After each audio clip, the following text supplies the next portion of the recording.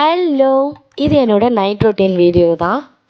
அடிக்கடி மந்த் எண்ட்ல வந்து அவங்க ஒர்க் ப்ரெஷர் குறைக்கிறதுக்காக ஸ்பெஷலா எதனா டின்னர் செய்றது உண்டு.